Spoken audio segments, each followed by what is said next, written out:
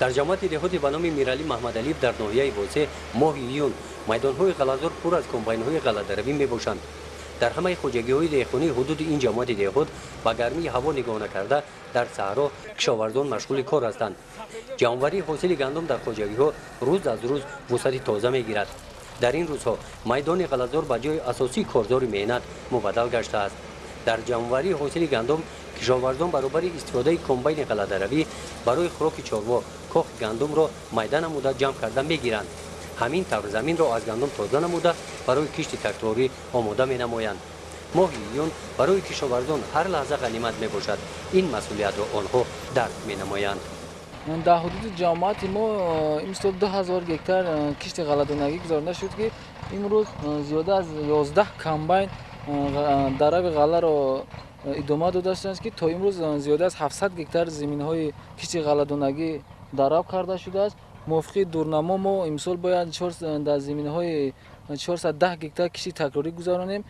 تا امروز 100 گکتار در جامعه ما کشت تکراری به انجام رسیده شده است که این زیاده از 20 گکتارش پخته می‌باشد، 50 گکتار جگاری دان، زیاده از 30 گکتار جگاری سیلوس. در این جامعه دهات برای ثمرناک استفاده نمودن زمین‌ها خواجگی‌ها به بریگادهای استحصالی جدا کرده شدند. بریگاد استحصالی به نام میرزاعلی قربان زیاده از 130 گکتار زمین را استفاده می نماید.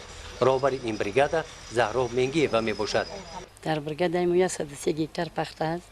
از همین 4 بار کشتی کاری کردگیم، چوبقوش کردگیم، اوزقای دیم داده استودیم، آبش رفته است. 45 گکتار در گندم کوریدگیم، همین گندم خودش درآب کرده گرفته، جوش رو کشتی کاری پخته تیار می‌نماییم. کالخوچیمون هر روزه برآمده کشتی کاری پخته را چوبق کرده استودیم. 100 تا کالخوچی داریم، زمین همش برآمده صحرا ده کار کرده استودن، چوبقشون کرده استودن. در خواجگی‌های دهقانی از کشت تکراری واسه استفاده می‌نمایند. در خواجگی دهقانی اوستا خوشوقت کشت تکراری پخته بعد جانوری غله می‌باشد. این نهال‌های پخته با آب سبزانیده شدند. در میدان 10 گکتار 60 سوتی زمین داریم. در همین 1 گکتارش پیوز کردگیم، انا 8 گکتارش پخته کردگی بودیم. بعد حاصل غله‌دانه با پخته کشت تکراری کردیم. حساب غله‌دانه 35 سانتی گرفتیم. انا پخته ما اینا برو اومده است. روزی یکمی مای کرده بودیم. اینا پخته نه برو اومده ایمش 100%.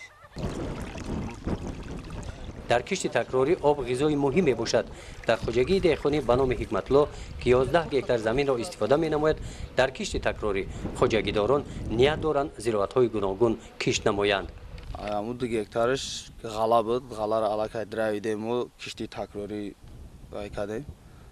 انا 1 گکتار چیگی پخته چوشیدیم و 1 گکتار دیگه چه تربوز کردیم. انا در همین میدان 11 گکتار نه 50 سوتش کارتشکا داشتیم و کارتشکا مون گرفتیم و ازی نیت داریم که کشتی یکم دانگی کنیم.